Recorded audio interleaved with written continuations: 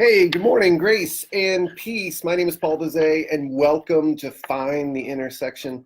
Hey, today it is Tuesday, and we are in the New Testament. We'll be looking at Philippians chapter 3, verses 4 to 14.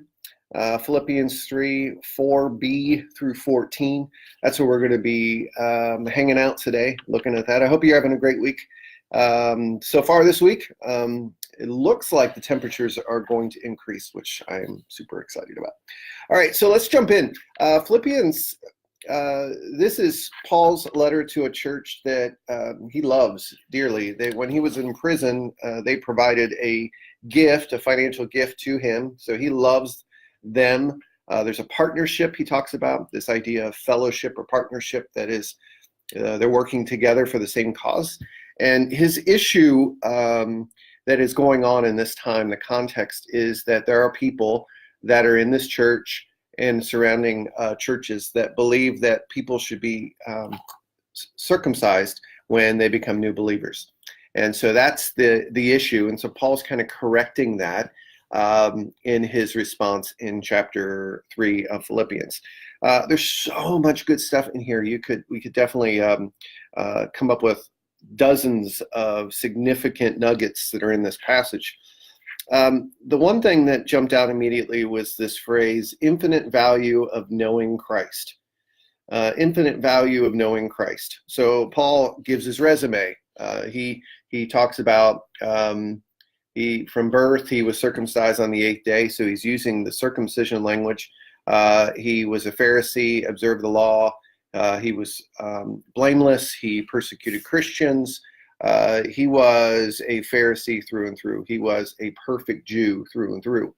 That's his resume. And then he says, all of that's trash. Sewer trash, dung. None of that is significant compared to knowing Jesus, the infinite value. So on one side, he has all his trophies of all that he's accomplished and all that he is in his Jewish life. And on the other side, it's knowing Jesus. And he says the one is worthless, garbage, dung, skubalon is the Greek word, compared to the value of knowing Jesus. This word knowing is a relational word. It's not a head knowledge. It's a relational word, like a husband knows his wife. And so he's talking about this relationship that he has with Christ, and that has infinite value, and the rest of it's just kind of garbage. So that he kind of goes through his resume. The second thing jumped out was this phrase in, let me see if I can find it real quick. This phrase in verse 10 and 11, I want to know Christ and experience the mighty power that raised him from the dead. I want to suffer with him, sharing in his death, so that one way or another I will experience the resurrection from the dead. So he wants to experience this resurrection power.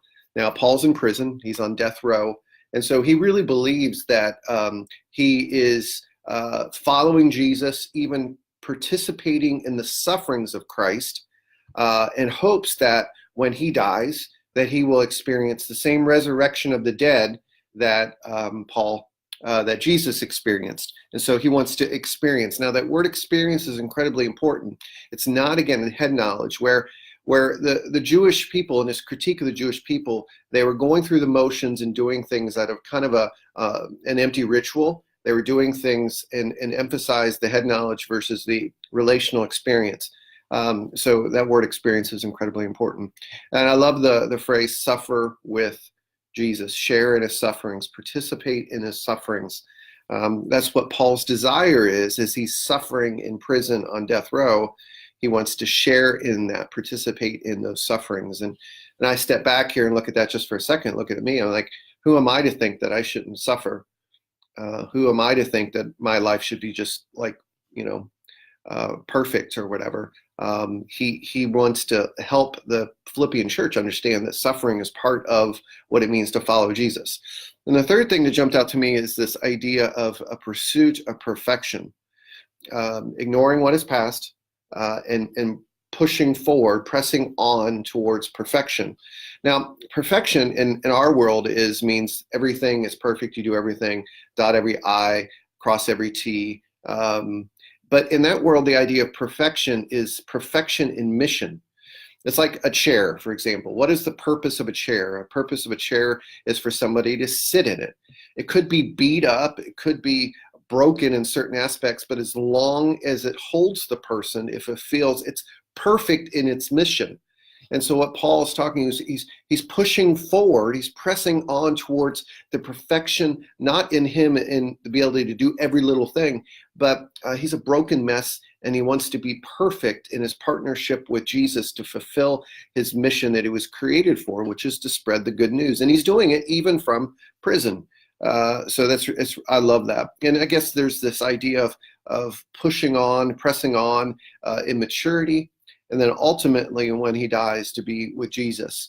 And so he's forgetting what is past in his resume, and he's pushing forward, he's pressing on towards the goal that looms before him, which is this perfection of his mission and the depth of his relationship with Jesus. A lot there. We could go on and on. I'm really curious to what you found in this passage today. But the application for me is this idea. I was blank. Because of Jesus, I am now this. I was this, and now I am this. And so as you take a look at your life, kind of thinking through that question, this is who I was before Christ, and now I am this. It's almost like those cardboard testimonies. I was this, and you flip it over, and now I'm this because of Jesus. I think that's a true application in this particular passage. Who was I before Christ?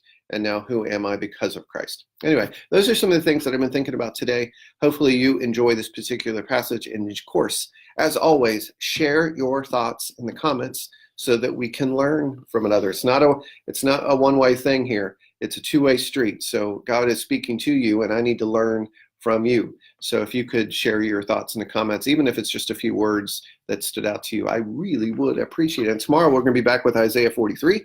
And then on Thursday, we're going to come back with Psalm 126. And then Friday, we put it all together and talk about the intersections or themes that we found in the passages. That's it. That's all I got for today. Hope you guys have a great Tuesday. I will see you tomorrow. Grace and peace.